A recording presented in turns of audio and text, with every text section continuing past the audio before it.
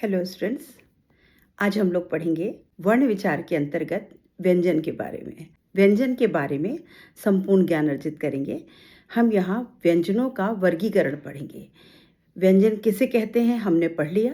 वर्णमाला के अंतर्गत हमने व्यंजन पढ़े। हमारे 33 + 2 द्विगुण व्यंजन, उनको मिलाकर के 35 व्यंजन हैं।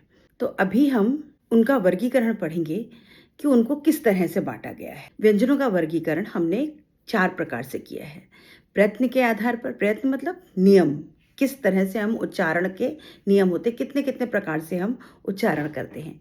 उसके बाद है स्थान के आधार पर, हमारे मुख के कंठ से लेकर मुख तक के किस स्थान से हमारा जीभ, हमारी जिह्वा स्पर्श करती है, उसके स्थान से, उसके आधार पर। स्वर तंत्रीय आधार पर, कौन सी स्वर तंत्रियाँ हमारी काम कर रही हैं उनके आधार पर।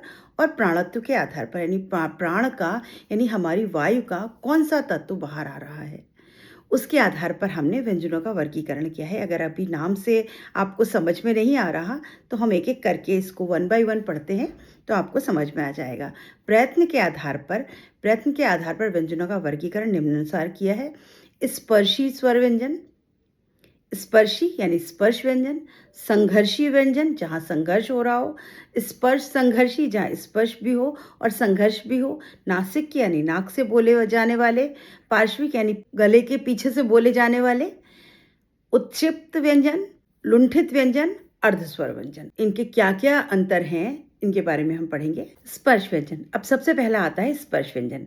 जब व्यंजनों का उच्चारण मुख के अवयवों का परस्पर पूर्ण स्पर्श करने पर होता है, उनके उच्चारण से पहले हवा मुख में रुक जाती है, फिर धक्का देकर बाहर निकलती है। स्पर्श व्यंजन, जब हमारी मुंह में हम हवा लेते हैं, पहले अंदर जाती है हवा, हमारे मुख के किसी अवयव को स्पर्श करती है और फिर बाहर निकल जाती है झटके से, और तब व्यंजन का उच्चारण होता है, तो उसको कहते हैं स्पर्श व्यंजन। जैसे हिंदी में 5 वर्ग हैं हमारे, काचा टाता पा, ये वर्गों के जो सभी व्यंजन हैं ये सब स्पर्श व्यंजन के अंतर्गत आते हैं। आप बोल के देखिए, क, खा, गा, घा, अंगा, यानी का हवा गई और फिर जीभ ऊपर की तरफ लगी, का यानी कहीं पर हमारी तालु में, कहीं पर हमने वायु का स्पर्श, कहीं पर कोई अवयव मुख के अंदर स्पर्श हुआ और फिर झटके से बाहर निकली। क, ख, ग, घ, अंग। इसी तरह से च, छ, जा। अभी ये अलग अलग हैं, वो आपको पता है कि कौन सा जो है वो कंठीय है, कौन सा तालव्य है, कौन सा मूर्धन्य है, कौन सा ओष्ठ है, कौन सा दंत है, ये आपको पता है। इसके बारे में हम लोग पढ़ चुके हैं। तो सभी ये जो 5 वर्ग हैं, इनके सभी व्यंजन जो हैं वो स्पर्श व्यंजन के अंतर्गत आते हैं। अब हम पढ़ेंगे संघर्षी व्यंजन। नाम से स्पष्ट है, जहाँ पर वर्णों के उच्चारण के समय जब कुछ संघर्ष करना पड़े, वायु का संघर्ष हो, यानी किसी हमारे मुख के अवयव से वो रगड़ खाती हुई बाहर निकले, तब जो उच्चारण होते हैं उन व्यंजनों को हम संघर्षी व्यंजन। और हमारे मुख के कोई 2 अवयव एकदम पास पास आ जाते हैं और फिर उनके बीच में से घर्षण करती हुई वायु निकलती है। जैसे बोल के देखिए, फा, फा, यानी दोनों होंठ पास आ रहे हो और हवा उसके रगड़ खा के बिल्कुल बाहर निकल रही। फा, जा, शा, खा, गा। तो यहाँ पर केवल अवयवों के स्पर्श से या संघर्ष करते हुए जब वायु निकल रही है और व्यंजन का उच्चारण हो रहा है, तो उसको हमने संघर्षी व्यंजन कहा। अब है स्पर्श संघर्षी व्यंजन, यानी कि स्पर्श भी होगा, यानी मुख के कुछ अवयव हमारे स्पर्श किए जाएंगे जिह्वा के द्वारा, और साथ साथ संघर्ष भी होगा, तब उन व्यंजनों को स्पर्श संघर्षी कहते हैं। जैसे च, छ, ज। अब चा में यहाँ तालु पर जीभ का स्पर्श भी होता है और हवा निकलते समय संघर्ष भी होता है। चा, छा, झा। तो स्पर्श और संघर्ष दोनों। अभी बच्चों ये आपको समझ में तो आ जाएगा, लेकिन इसके उत्तर देने के लिए, इन प्रश्नों के उत्तर आपके सही हो पाए, इसके लिए आपको याद करना पड़ेगा। आपको ये सब व्यंजन याद कर लेने पड़ेंगे कि कौन सा। एक सारणी बनाइए, एक तालिका बनाइए और उसमें लिख लीजिए और फिर याद कर लीजिए। नासिक्य व्यंजन, जिसके बोलने से उच्चारण में नाक से हवा निकले। इसमें कौन से व्यंजन आते हैं? हर पांचों वर्ग जो हैं का चा टा ता पा वर्ग के जो पंचम वर्ग है हमारा, पंचम वर्ण है हमारा, वो सभी नासिक्य हैं। अंगा, इया, ण, न, म, इन सब के उच्चारण में नासिका से ध्वनि निकलती है, तो इनको नासिक्य व्यंजन कहते हैं। बहुत आसान है। पार्श्विक व्यंजन, जिस वर्ण के उच्चारण में मुख के मध्य भाग में दो अवयव मिलकर वायु अवरुद्ध कर देते हैं, किंतु हवा दोनों पार्श्वों से होकर निकल जाती है। पार्श्विक व्यंजन मतलब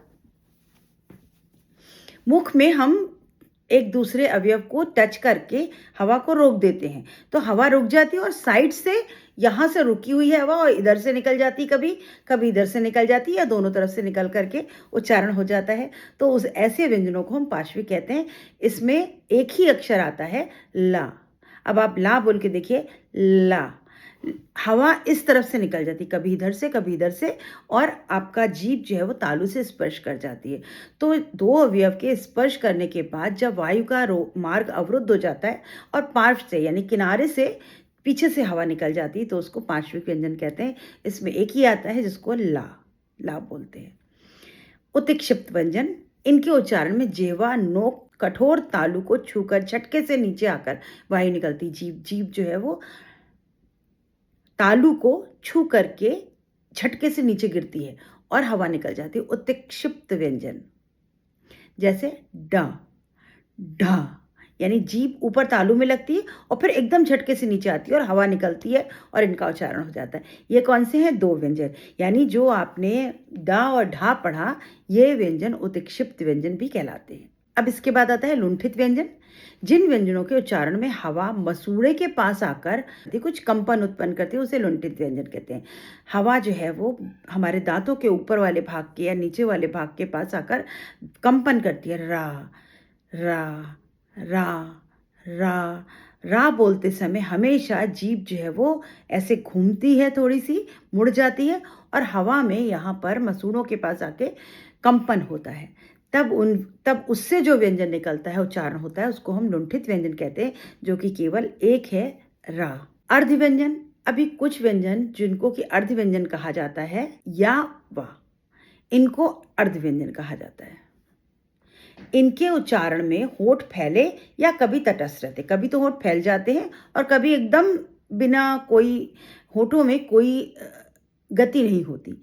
या अभी या में होठों में कोई गति नहीं हुई। वा में होठ फैल जाता है, या में होठ तटस्थ रहता है। ऐसे व्यंजनों को हम अर्ध व्यंजन कहते हैं, जिसमें दो आते हैं, या और वा। अभी ये हमने पढ़ा प्रयत्न के अनुसार, यानी हमारी जिह्वा, हमारे मुख के अवयव जो प्रयत्न करते हैं और जो जिस तरह से उच्चारण होता है, उनका हमने वर्गीकरण किया। अब हम करेंगे वर्गीकरण स्थान के आधार पर। ये आप पहले भी पढ़ चुके हैं, एक बार फिर से देख लीजिए। कंठ, तालव्य, मूर्धन्य, दंत, ओष्ठ, नासिक्य, वर्त्स्य और दंतोष्ठ है। अभी कंठ वो बिल्कुल यहाँ से शुरू होता है, काखा गागा अंगा वाला कंठ। तालव्य चा छा जा झा इया। मूर्धन्य ता था दा धा ना। दंत ता था दा धा ना। ओष्ठ पा फा बा बा मा। ये आपको पता है, ये आप पहले पढ़ चुके हैं, तो ये 5 व्यंजन तो आप बहुत आसानी से समझ सकते हैं, जैसा कि सामने आपको स्क्रीन पे दिखाई भी दे रहा होगा। और उसके बाद आता है नासिक्य व्यंजन। इसमें जो पांचवा अक्षर है, पांचवा वर्ण है, वो सभी नासिक्य कहलाते हैं, हमने पढ़ लिया। पांचों वर्ग के पंचम वर्ण नासिक्य व्यंजन होते हैं, रा, या, णा, ना, मा। अब आता है वर्त्स्य। इन व्यंजनों के उच्चारण में जीभ की नोक तालु के अंतिम भाग और मसूड़े को स्पर्श करती है, तो वर्त्स्य व्यंजन कहलाते हैं, जिसमें न, ला, रा, सा, जा। तालु और मूर्धन्य के बीच का हिस्सा, तालु जहाँ पर खत्म होता है और जहाँ से मूर्धन्य वाला हिस्सा शुरू होता है, कठोर हिस्सा, वहाँ पर बिल्कुल लास्ट में हमारी जीभ जाती है और स्पर्श करती है मसूड़ों को, और फिर उच्चारण होता है न, ला, रा, सा, जा। इनको वर्त्स्य व्यंजन कहते हैं, ये आपको याद करना पड़ेगा। उसके बाद है दंतोष्ठ, जिनमें दांत और ओष्ठ दोनों लगता है, ये है फा और बा। अब आता है स्वर तंत्रियों के आधार पर। स्वर तंत्रियों के आधार पर वर्गीकरण क्या क्या है? घोष और अघोष ये इम्पॉर्टेंट है, आपसे अक्सर घोष अघोष पर आपसे प्रश्न पूछे जाते हैं। घोष कौन सी होती हैं ध्वनियाँ? जिन ध्वनियों के उच्चारण में स्वर तंत्रियों के निकट आ जाने से उनके बीच से हवा निकलती है और उनमें कंपन होता है। यानी स्वर के जो हमारे उच्चारण की जो स्वर तंत्रियाँ हैं वो पास पास आ जाती हैं और हवा निकलते समय उनमें कंपन होता है, तब हम कहते हैं ये घोष ध्वनियाँ हैं। अभी इनको याद करने का बहुत अच्छा तरीका है, इसकी ट्रिक है कि जो पांचों वर्ण हैं का चा टा ता पा, उनके 3 4 5 345 3 4 5 वर्ण जो हैं वो घोष व्यंजन के अंतर्गत आते हैं। का चा टा ता पा पांचों वर्ण के अंतर्गत कौन कौन से हुए? का खा को हटा दीजिए, तीसरा 3 4 5 यानी लास्ट के 3, का खा को छोड़ दिए गा घा अंगा, चा छा को जोड़ दिए जा झा इया, टा ठा को छोड़ दिए डा ढा णा, ता था को छोड़ दीजिए दा धा ना, पा फा को छोड़ दिया बा भा मा। तो ये पांचों वर्ण के पीछे के 3 वर्ण जो है वो घोष कहलाते हैं। अभी अघोष कौन से हैं? जिन व्यंजनों के उच्चारण में स्वर तंत्रियां ना तो पास आती हैं और ना ही कोई कंपन होता है, ऐसी ध्वनियां अघोष कहलाती हैं। हिंदी के पांचों वर्ग के पहले और दूसरा वर्ण, पहला दूसरा जो है जिसको हमने छोड़ा था घोष में, वो अघोष है। यानी का खा चा छा टा ठा ता था पा फा, ये जो है वो अघोष ध्वनियां। पहले की दो अघोष हैं, लास्ट की 3 घोष हैं। ये आपको याद कर लेना है। अब आता है प्राणत्व यानी वायु के बाहर निकलने के आधार पर, ये भी इम्पॉर्टेंट है। अल्प प्राण और महाप्राण कहते हैं इनको। जिन वर्णों के उच्चारण में आपको कम जोर लगाना पड़े, हवा का प्रवाह की कम अधिकता रहे, मतलब हवा कम निकलती हो मुंह से, हवा का बल कम हो, उन्हें अल्प प्राण कहते हैं।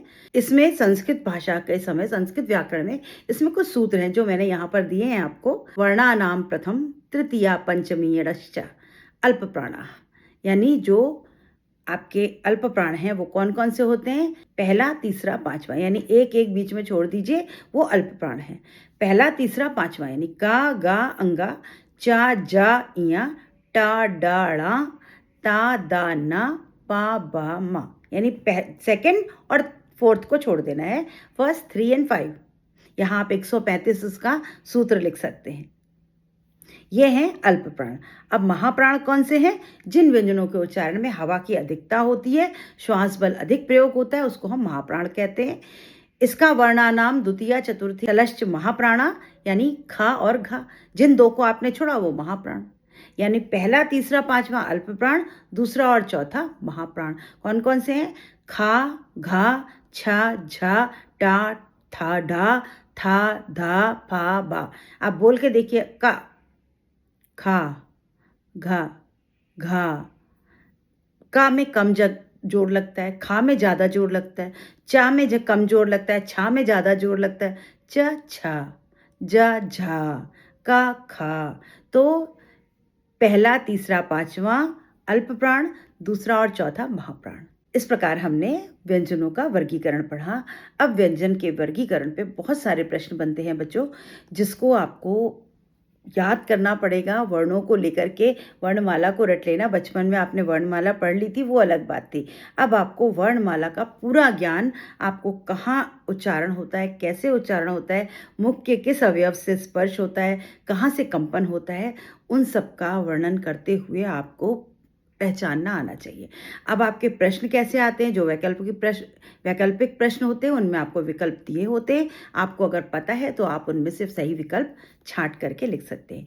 अगले वीडियो में हम कुछ प्रश्न स्वरों पर और व्यंजन पर करेंगे। इसी वर्णमाला, स्वर और व्यंजन के ऊपर हम कुछ इम्पॉर्टेंट प्रश्नों को करेंगे जो अक्सर से परीक्षा में पूछे जाते हैं। तो बच्चों, मुझे उम्मीद है कि आपको वर्णों का वर्गीकरण समझ में आ गया होगा। मिलते हैं अगले वीडियो में इन्हीं 3 पार्ट के, यानी वर्णमाला, मानक वर्णमाला, स्वर और व्यंजन, इन सभी के इम्पॉर्टेंट प्रश्नों के साथ। चैनल से जुड़े रहिए, वीडियो देखते रहिए, लाइक शेयर सब्सक्राइब करिए और बहुत अच्छे नंबरों से पास हो जाइए। Good bye.